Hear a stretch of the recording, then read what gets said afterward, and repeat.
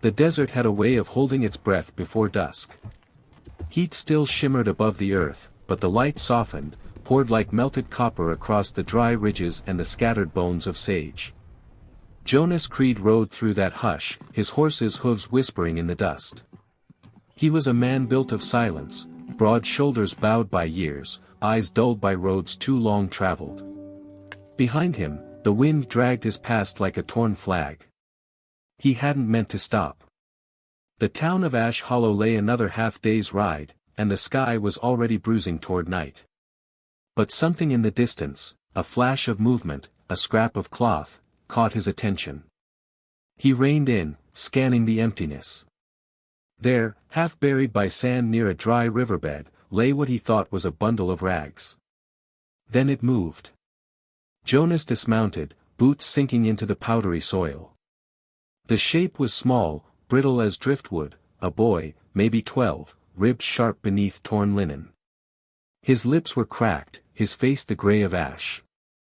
When Jonas knelt and touched his shoulder, the boy flinched weakly, a whisper tearing from his throat. "Don't, take me back." The cowboy froze. His hand lingered in the air. The boy's eyes were fever-bright, desperate. Jonas felt the word strike somewhere deep, in the hollow where guilt had long made its home. Slowly, he lifted the boy into his arms. The child was light, too light, like the memory of a body that had already begun to leave the world. He carried him to a nearby barn, half collapsed and leaning into the twilight. Inside, the air smelled of rot and old hay. Jonas laid the boy down, removed his coat, and started a fire from brittle sticks. Sparks climbed toward the cracked rafters like prayers that didn't expect to be answered. When the boy stirred again, Jonas offered him water from a dented canteen. The boy drank in small, cautious sips, his eyes never leaving the stranger's face. "You from town?" he croaked. "Used to be," Jonas said, his voice low. The boy studied him, suspicion burning faintly through his exhaustion. "You're him. The creed that shot a preacher in Silver Mesa." Jonas didn't look up from the fire. He let the accusation hang there, glowing in the dark between them.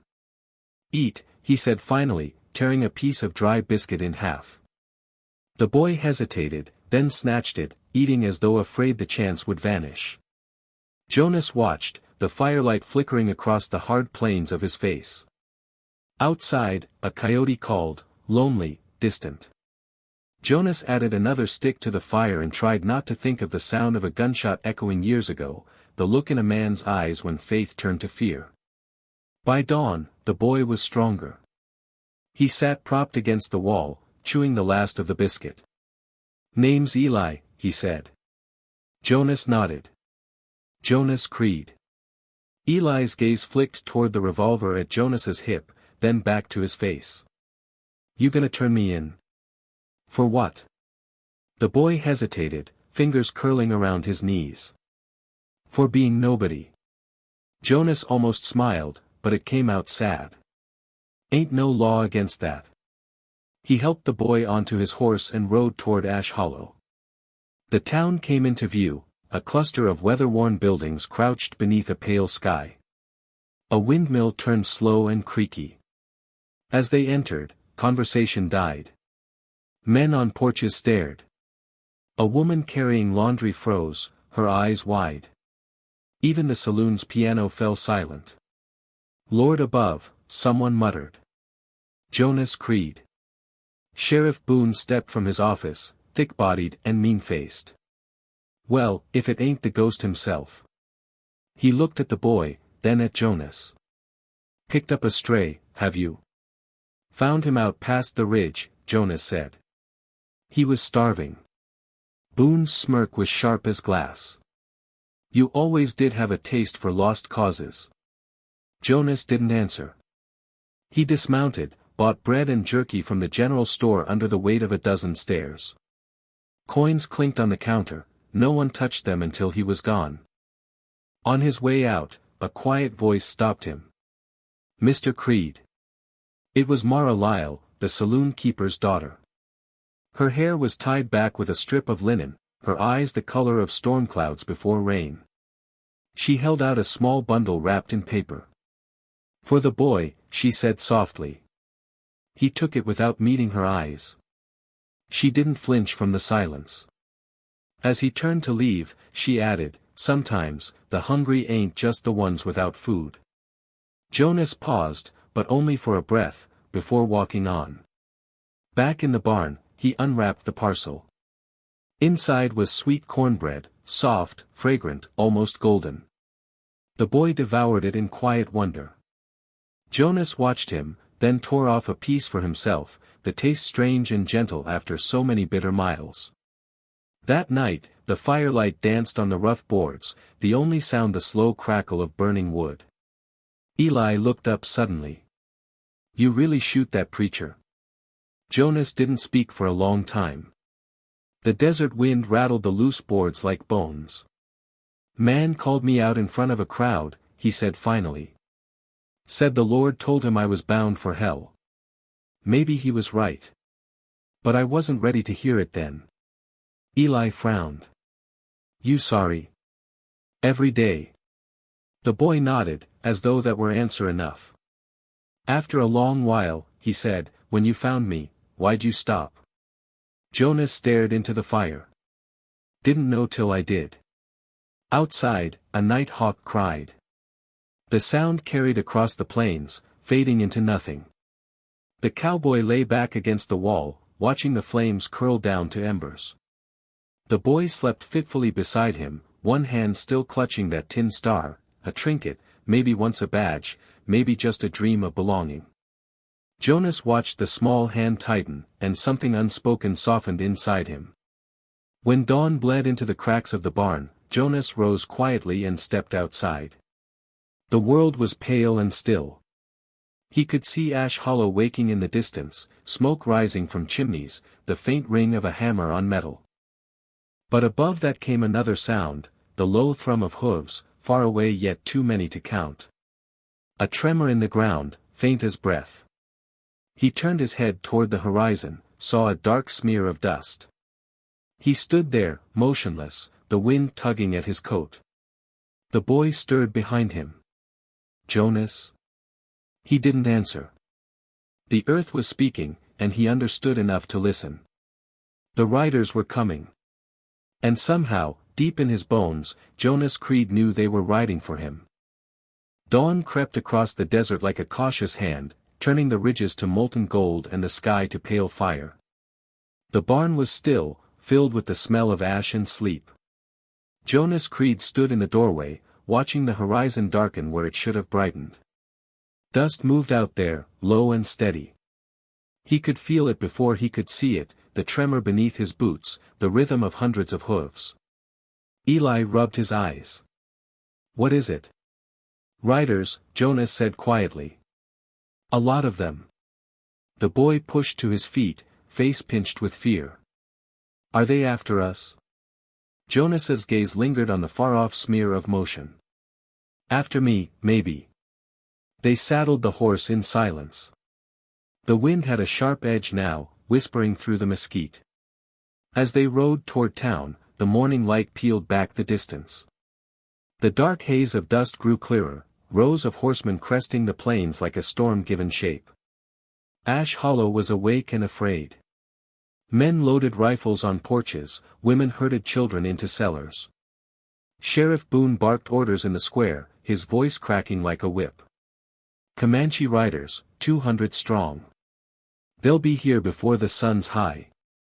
Jonas led the horse into the main street. People turned.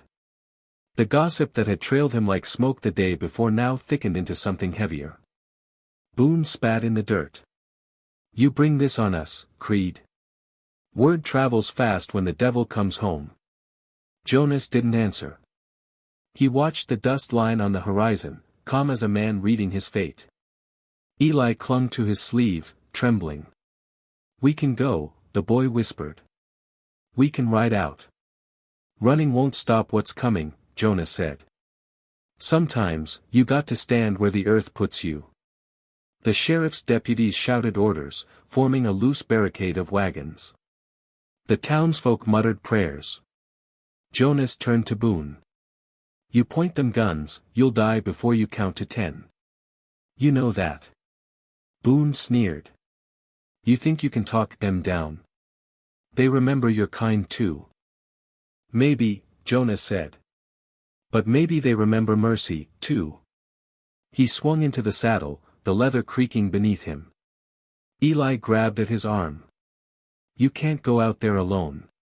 Jonas looked down, his face unreadable. Ain't alone. You're with me. Eli's breath hitched, but he climbed up behind him. The boy's small hands gripped the worn belt at Jonas's waist. Together they rode out of Ash Hollow as the sun climbed higher, turning the plains to a sheet of blinding light. The sound met them first, the deep, thunderous roll of 200 horses pounding the dust. Then the figures rose over the ridge, dark against the morning sun. The Comanche riders fanned across the horizon, their spears glinting, faces painted with calm purpose. It was not rage that filled the air, it was certainty. Jonas slowed to a stop in the open plain. The boy's breath trembled against his back. Behind them, the town was a blur of rifles and fear. Before them, the riders halted in one smooth motion, the earth shuddering to silence. From the center rode a man draped in red cloth, his face marked with white clay. His eyes found Jonas immediately. Recognition flickered there, not of a stranger, but of a ghost returned. Jonas dismounted slowly. He unbuckled his revolver and set it in the dust. Then he turned to Eli. Stay still, he said. The chief dismounted, walking forward with the patience of someone who had waited years for this meeting. The space between them was a breath, a heartbeat, a history. Jonas spoke first. I know your face. I was there when they came through your valley. I didn't pull the trigger, but I rode with the men who did. I can't take that back. The wind moved gently between them, stirring dust around their boots. The chief said nothing. His expression was unreadable, carved by time and loss. Jonas took a step closer, voice low.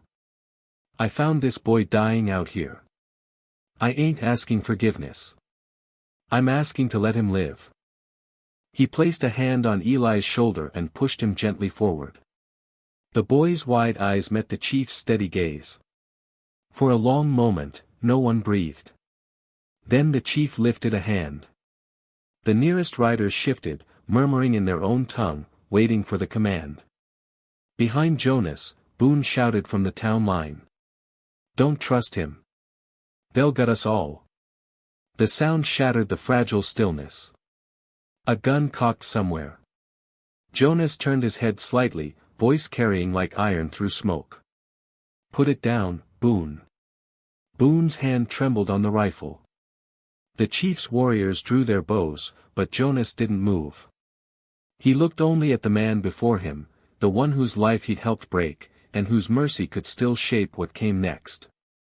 The chief stepped closer until the two men stood nearly chest to chest. Then, with a single motion, he reached down and pressed his palm to the ground between them. Dust rose, swirled, and settled. A gesture of peace, or warning. He said one word in his language, and the riders began to turn, their horses wheeling with the grace of wind. Within moments, they were gone, swallowed by the horizon, leaving only the faint vibration of their passing. Jonas stood in the quiet aftermath, heart pounding slow and heavy. He exhaled, long and low. Eli slipped down from the saddle, staring after the vanished dust. They left.